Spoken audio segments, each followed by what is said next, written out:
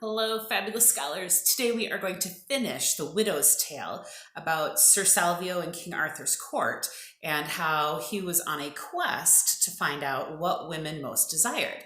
He got so many answers and he didn't know which one to choose. But then a very old lady in the story, a crone, said she would tell him the right answer. He just had to promise to marry her.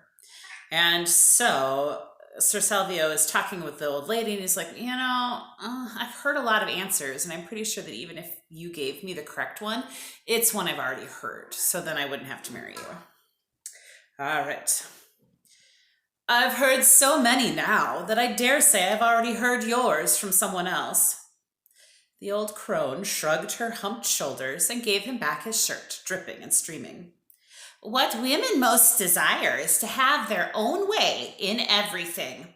Fine, fine. Sir Salvio galloped off, intent on keeping his appointment with the queen. Remember, that's Queen Guinevere.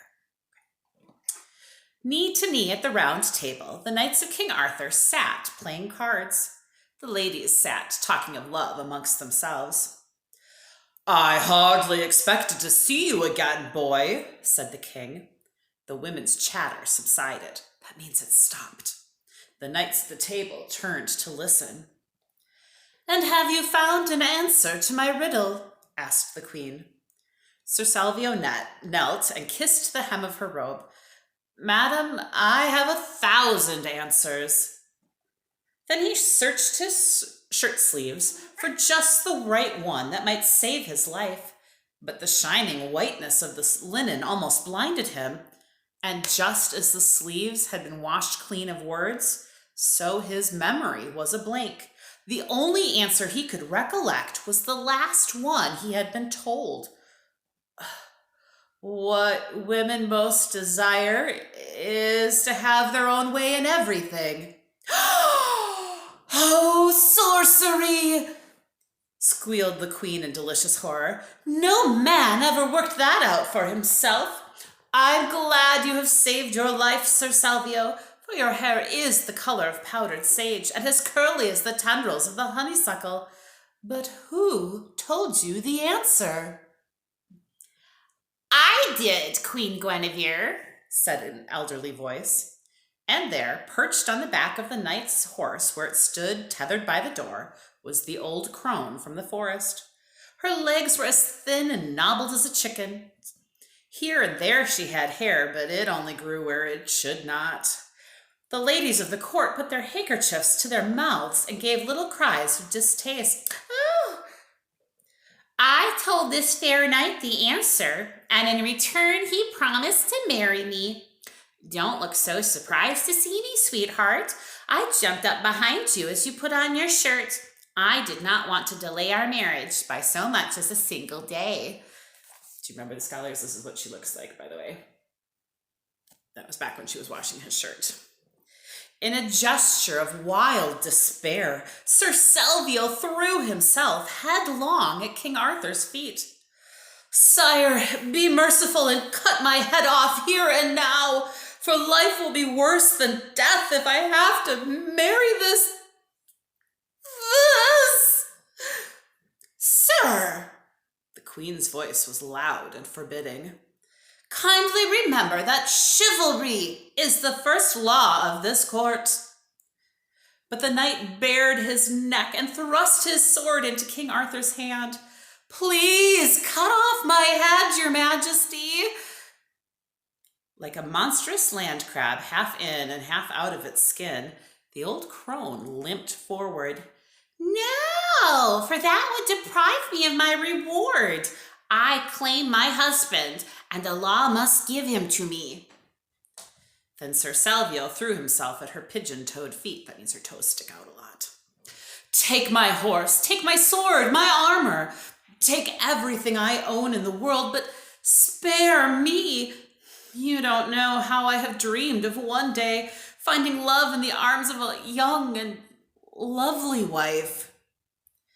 The antique bride gave one wild shriek of laughter and linked her arm through his. Oh, I'm yours to command now, husband, she said. Yours as much as your horse or your sword or the shirt on your back. Then the king joined the hands of the bride and the groom. "You may spend your honeymoon in the White Wing of Camelot."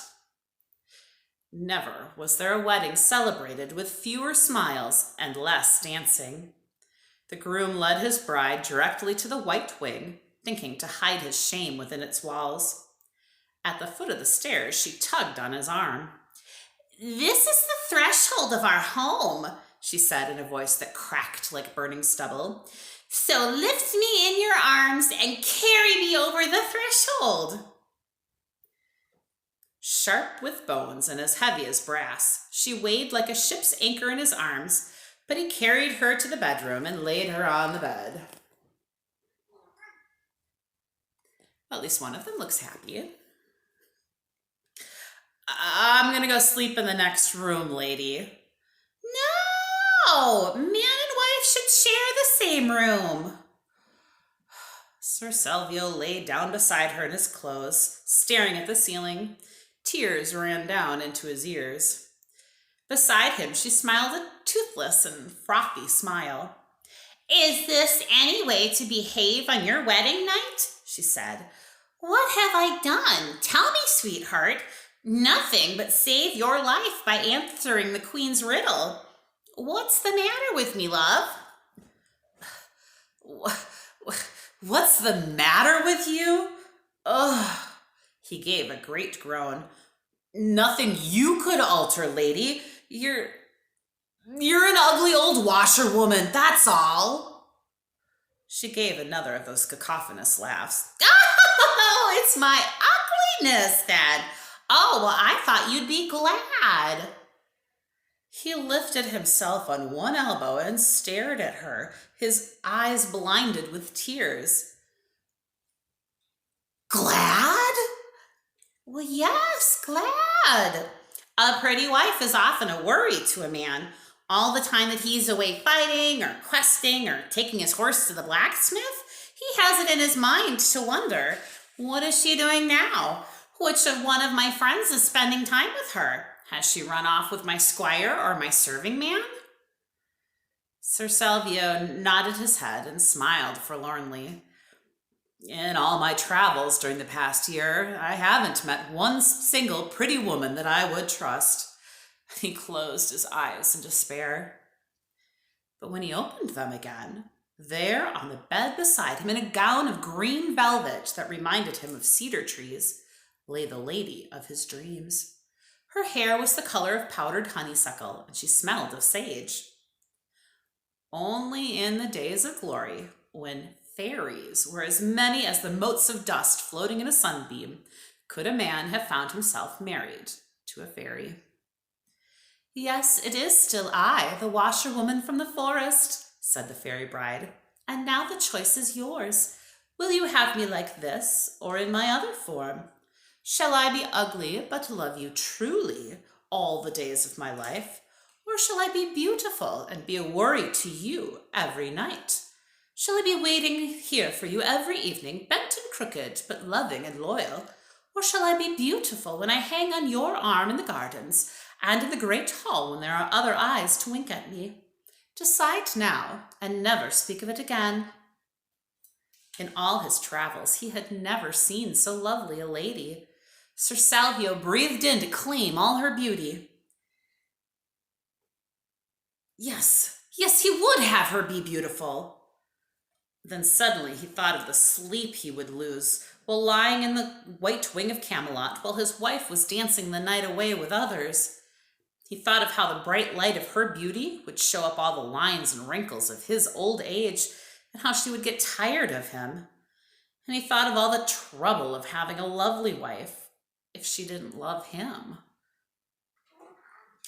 "Lady Fairy and wife of my life," he said at last, "since I learned today what women most desire, I know that it is you, not I, who must choose.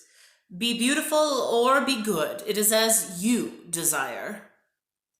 The fairy gave one wild whoop of laughter and put her arms around his neck. "Because you gave this answer," she said, "you may keep me in my fairy shape and have my love and loyalty always. I will be good and faithful, and I will always be waiting for you here in the White Wing of Camelot. For never in the history of human beings has a man learned so quickly what women most desire. So every night the White Wing of Camelot resounded to their laughter. And during the day Sir Salvio was the envy of every other knight, for he had a wife who never talked about the weather, and who liked nothing better than a kiss in the woods from her beloved knight. Fairies and wizardry, exclaimed Hubert the monk with a blustering contempt. They're all in the past, where they belong. The past? The past? Bawled the widow. The fairies aren't dead and gone. They just emigrated when priests and monks outnumbered them. I'll tell you this, you scandalous man. I'd trust a leprechaun sooner than I'd trust you. Their noisy arguing woke the magistrate with a start. Silence in the court, he shouted. That woman, if she were in my court, scolds bridle, duck her in the village pond, that's what. The monk and the widow took no notice. Tell me, laughed the monk, when you were married to your 5 unfortunate husbands, did you yell at them? The widow in the hat cupped her hand to her ear and asked, What did the fool say? Silence at the court! We'll hear another tale next time, scholars. Bye.